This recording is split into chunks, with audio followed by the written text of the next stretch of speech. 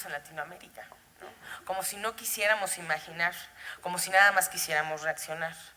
Y cuando no, tenemos que dar un espacio a eso. Entonces en eso también, bueno, es un proceso en el que está la Ciudad de México también ahorita y compartiendo con muchas otras ciudades y sobre todo con Bogotá. También estamos en el proceso de revisar nuestro Programa General de Desarrollo Urbano, el cual tiene que incidir en otros instrumentos. Y esa planeación y sobre todo gestión del territorio, porque se necesita planear, pues se necesita gestionar, se necesita poder administrar, se necesita tener los instrumentos adecuados para que eso suceda. Es buenísimo empezar con una visión, pero la visión tiene que ser instrumental y tiene que ser normativa. Entonces necesitamos un marco instrumental que sea un modelo eficiente y articulante y que sobre todo que incida a partir de un pensamiento sistémico, ¿no?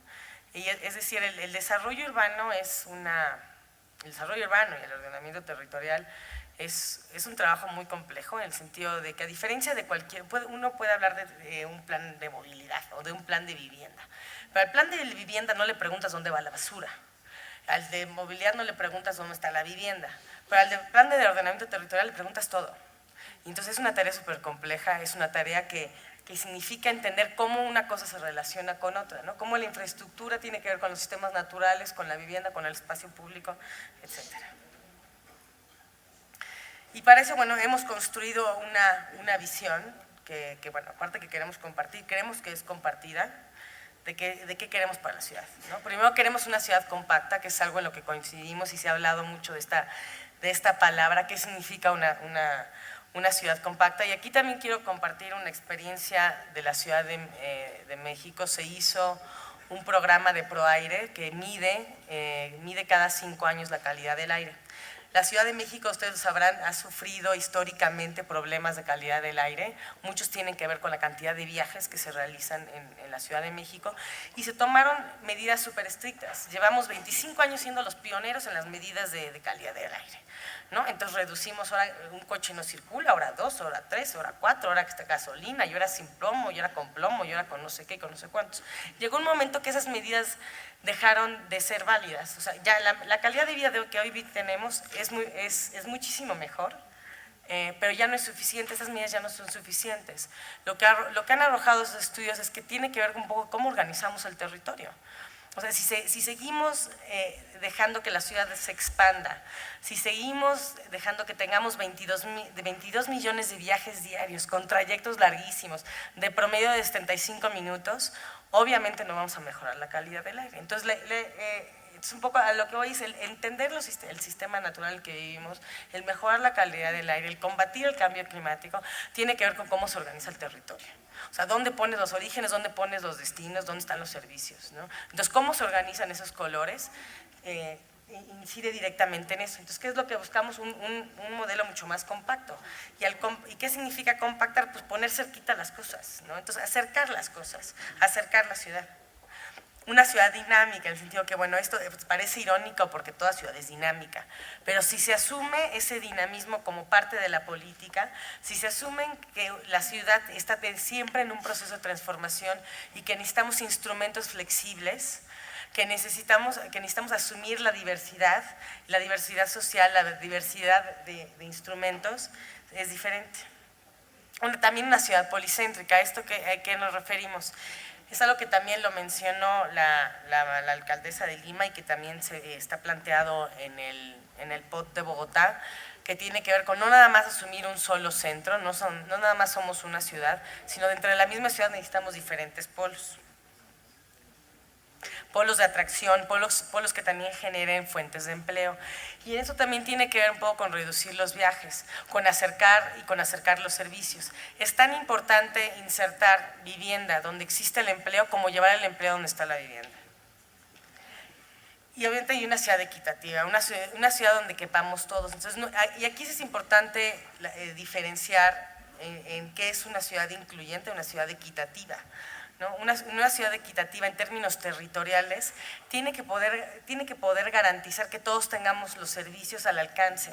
¿Y qué significa que tengamos todos los servicios al alcance? Que tengamos idealmente los servicios a una distancia peatonal, porque es ahí donde accedemos todos, porque es ahí donde no dependemos de un recurso diferente. Bueno, ¿cómo alinear estas políticas metropolitanas, generales, delegacionales? Delegacionales son para nosotros, así como ustedes tienen localidades, nosotros tenemos delegacionales y barriales, hacia un modelo compacto, dinámico, policéntrico y equitativo. ¿Cómo hacer compatibles las diferentes necesidades sin sacrificar el bien común y los derechos individuales? El territorio lo compartimos todos y el territorio está peleado por todos. Pero aún así es cómo recuperar nuevamente lo que es de todos, lo que da servicio a todos. Cómo construir un modelo de planeación integral donde quepamos todos, donde el suelo de conservación y el suelo urbano son una plataforma a la construcción del tejido social, y cómo hacer del ordenamiento territorial responsable una tarea de todos. Entonces, pues a partir de nuevamente estas dos palabras, que es, bueno, densificar, que nuevamente es hacer denso, es nuevamente cómo poner cada vez más colorcitos en un mismo territorio, cómo hacer que podamos vivir y compartir cada vez más personas los mismos espacios, cómo acercar entonces, cómo reducir las distancias y cómo hacer que esos espacios donde estamos reduciendo las distancias cada vez recobren más vida y más vida pública a partir de un proyecto de ciudad. Entonces, ¿qué pensamos a partir del proyecto y de los proyectos que están dentro de un mismo territorio, ¿no? Es activar el desarrollo estratégico a partir de proyectos de conversión que detonan una reconversión, el reciclamiento y el desarrollo económico transversal, equitativo y controlado en zonas de la ciudad, susceptibles a absorber nuevas dinámicas económicas y sociales que permeen el contexto inmediato y abran nuevas centralidades dentro de la ciudad. Y bueno, son algunas de las diferentes acciones que se tienen identificadas en este marco territorial, donde lo que estamos haciendo, y que creo que compartimos mucho con la ciudad de Bogotá, es sí, solo sí, proteger el suelo de conservación, que es donde estamos inyectándole agua al subsuelo. Imagínense una ciudad que era un lago, que le hemos extraído toda y completamente toda el agua. De hecho, es irónico, creo que al doctor Müller le encantaría ver la historia de cómo funciona el sistema de agua de la Ciudad de México. Imagínense que en la época colonial, pues teníamos una ciudad que vivía con un sistema hidráulico, ¿no? Vivíamos en chinampas y nos movíamos en botes.